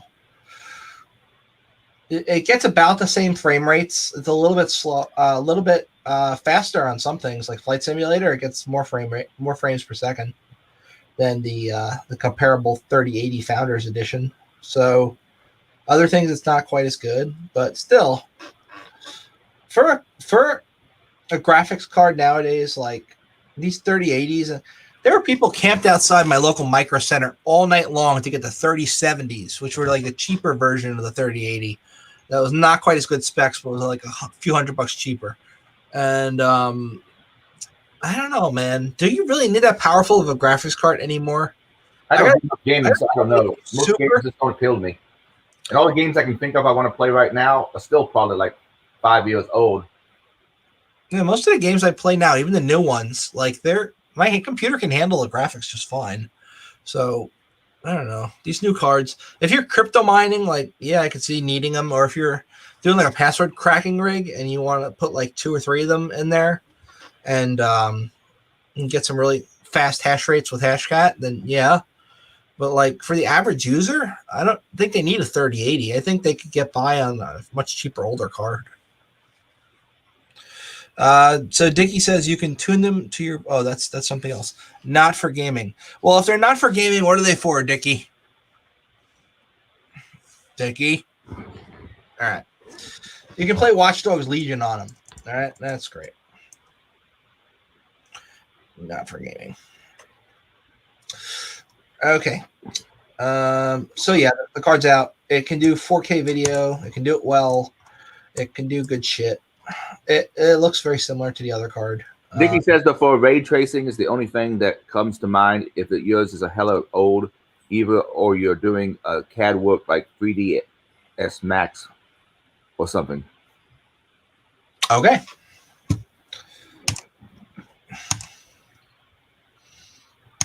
So Chain Analysis has launched a new program to manage cryptocurrency seized by law enforcement. So earlier we were talking about how Ross Ulbricht's cryptocurrency was stolen by the feds through an intermediary called Individual X, and now there's a company that will essentially be like, hey, government, you got some crypto, let us manage it for you. Because we all know the government doesn't know how to set up a cryptocurrency wallet or manage it.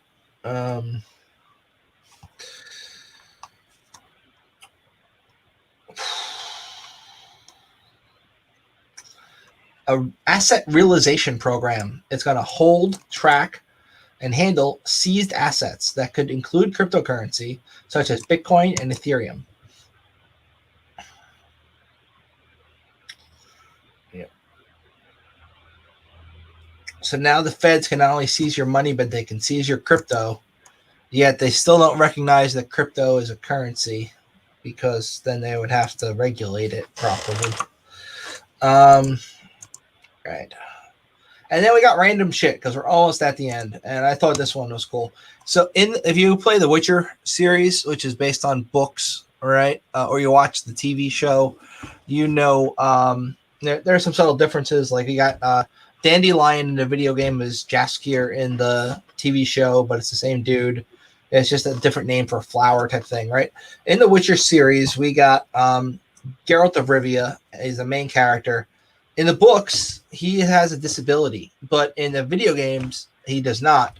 And it appears they're talking about giving him a disability in the TV show now as well. So essentially, the disability that he has is that he's in constant pain all the time. At one point, he was almost killed, and like he was put in this fountain type thing, and like it rejuvenated his power, and he got better, but it didn't fix everything. Like he got physically better, but now he still has the pain all the time in the books. And now they're going to be doing that in a TV show because, he has to be disabled. Nobody can just be awesome and be a superhero. They have to have a disability, People on Twitter don't like it. Well, some people like it because they're like inclusive. People on Twitter who hate everything. So it's chronic pain, right? And a lot of people in the real world have chronic pain. So having a superhero who's got it could be cool. But then again, people are pissed about both sides of the thing. It's like, should he have pain? Should he not have pain? Is it true to the books? Yes. Is it true to video games? No. Who cares? It's fiction. Just get over it. Speaking of fiction stuff, let's skip over to Gina Carano, who plays somebody in The Mandalorian, and she used to be an MMA fighter.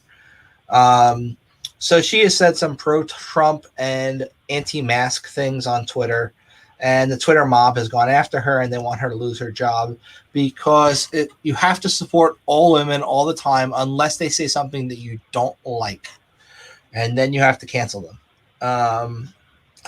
So they want to get her fired. They started the hashtag Fire Gina Carano. She plays like a badass bounty hunter type chick on The Mandalorian. How about this?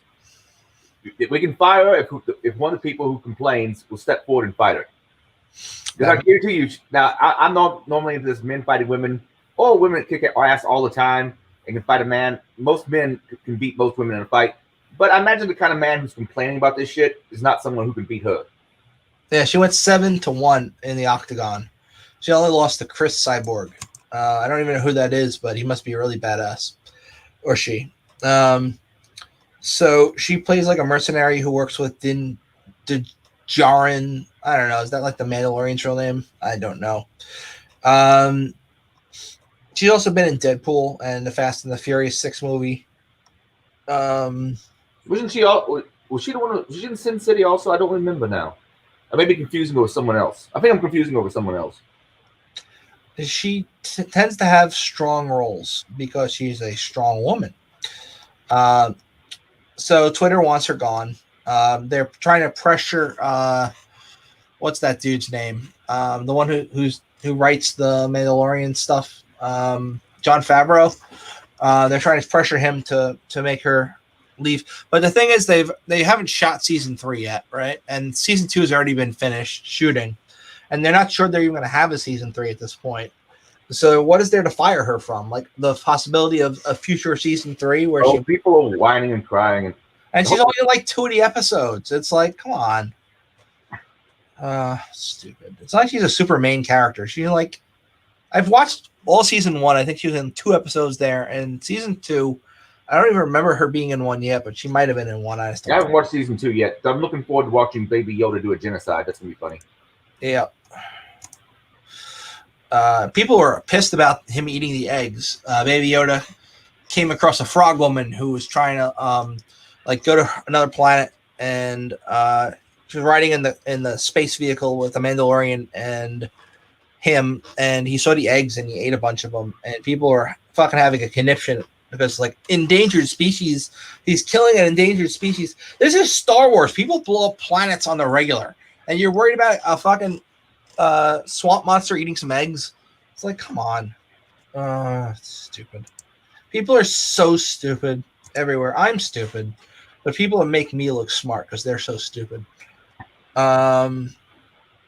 Next, we've got why cancel student debt is trending on Twitter. President-elect Joe Biden will not take office until January 20th, according to this article. But people are already discussing what will and won't change once he's sworn in. One possible agenda item for Biden's first day involves student loan debt crisis. With student loan debt currently standing at over $7.1 trillion, there's no wonder Biden and his team have been discussing ways to ease the burden. Discussing a recent interview, Senate Minority Leader Chuck Schumer suggested that Biden could cancel up to $50,000 of student debt per borrower and do it very quickly through an executive order. Wouldn't somebody need to pay for that, though? It's not like the debt's just going to go away. It just means that we all need to pay more. The taxpayers have to pay for it. I have mixed feelings about this. If they major in something useful, some kind of STEM degree, I can see more subsidizing of that because it might be actually useful for the economy. But if you majored in one of the grief and studies, like one of the things that the so-called squared hoax fucked with, and have you familiar with the so-called squared hoax? Nope. They deliberately wrote papers that were so stupid that they thought no one would accept these, and they got. I know what you're talking about now. They did various weird things. One of the things they did was for some social justice journal of some kind, they rewrote Mein Kampf. They took out various parts about Jews, and they put in something about white men or so forth. And they got it accepted, as I recall. They had other silly papers as well, like fat bodybuilding. And there was one about heteronormativity in dog parks that they got accepted.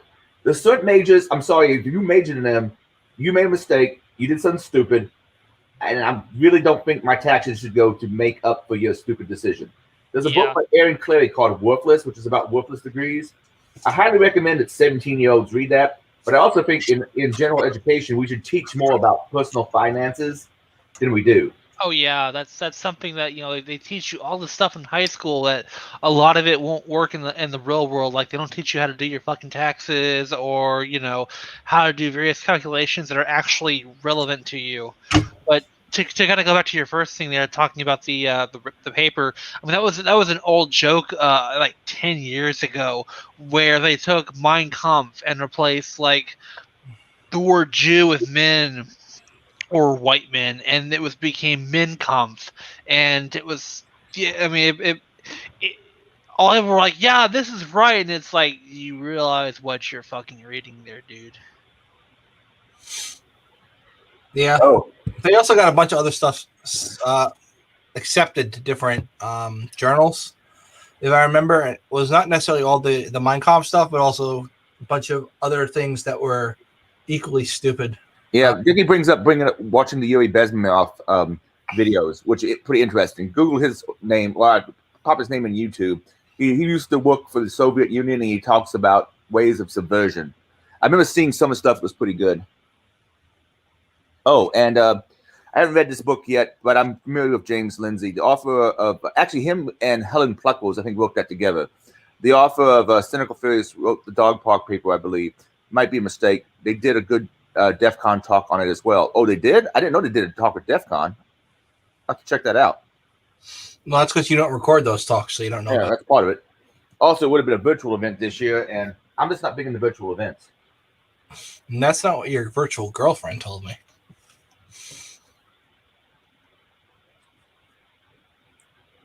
So, back to the article.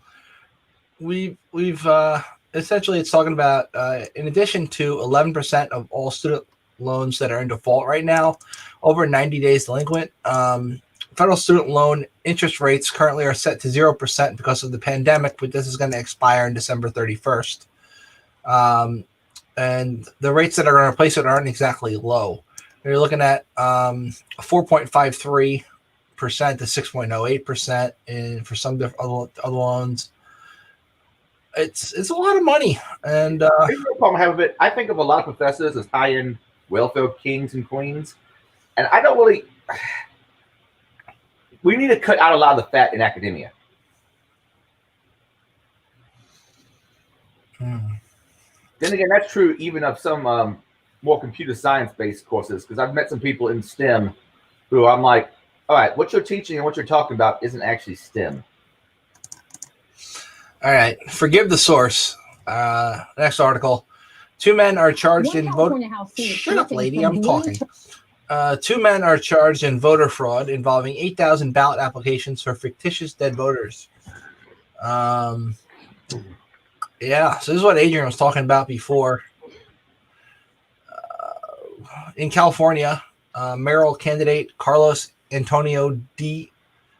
Bourbon Montenegro, that's a hell of a long name, and somebody else planned the effort in an attempt to help him win his bid for mayor. They're accusing him of subverting more than 8,000 fraudulent ballots for fictitious, non-existent or deceased voters. This dude made up 8,000 ballots for himself to vote for him. That's pretty fucked up. And of course, the top comment is, "Why aren't we just voting electronically? It'd be so much more secure." Sure, it would. And since we're almost at the end of the cast, we have one more story, and this is obviously not InfoSec related at all, but I thought it was pretty neat. George Clooney once gave 14 of his friends $1 million in cash each. What do you do if you're one of your friends like an actor and he's like, "Hey, here's $1 million"? I was like, "Fucking." I invested and retired a little bit earlier. Yeah. You could do that, or you could do something incredibly not that. Yeah. Depending on how old you are, you can't exactly retire on $1 million these days, but it's a good chunk. So before Clooney was a family man, he spent most of his time. Now he said, start over. George Clooney is a family man now. He stays mostly off screen, opting to spend time with his young children and wife. But before he settled down, he squeezed in one more outrageous, if generous, caper when he visited a warehouse in an undisclosed location to pick up $14 million in cash to surprise his 14 closest friends. He shared the anecdote with an interview with GQ, where he was crowned Icon of the Year. He sets the scene in his interview. He was appearing in Gravity, a thriller set in space. The film wasn't expected to be a hit, but when it was released in 2013, Clooney was given percentage of the movie in lieu of full salary. It's ended up being a hit, so he walked off with $1 million, and he did not have a family then. He was not married, so instead of saving that $14 million, he gave it away in cash to his closest friends.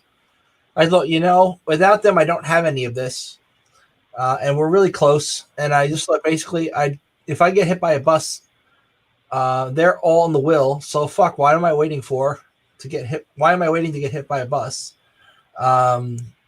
So he drove an old van to a warehouse in Los Angeles, where they had giant piles of cash.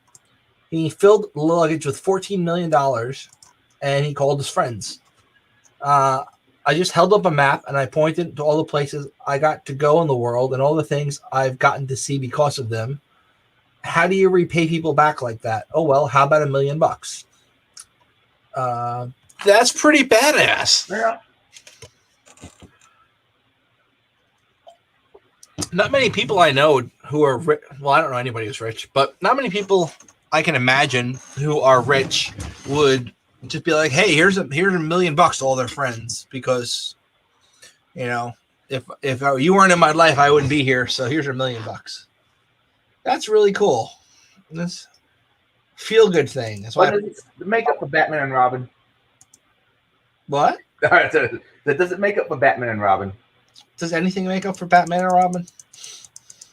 It was really bad. The main shame of that is Joel Schumacher, who directed that, has made some really good films in the past.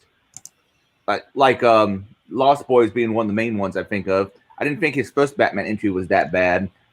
What's the one where people deliberately have near-death experiences? I'm not sure. I don't think I saw that one. Oh, crap. I don't remember who all's in it. A bunch of the Brat Pack from the late 80s, early 90s were in it.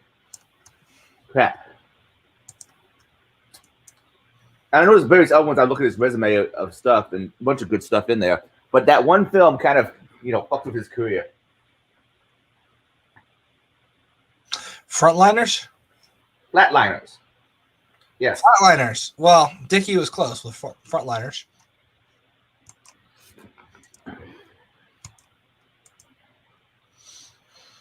Flatliners. Yeah, I never saw that. I remember that being in the theater and just not being interested in it.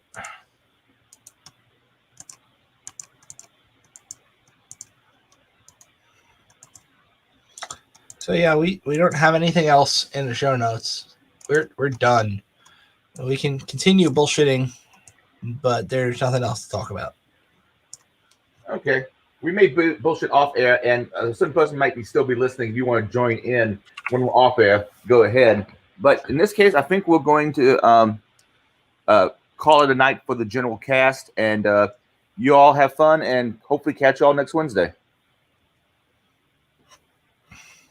Okay.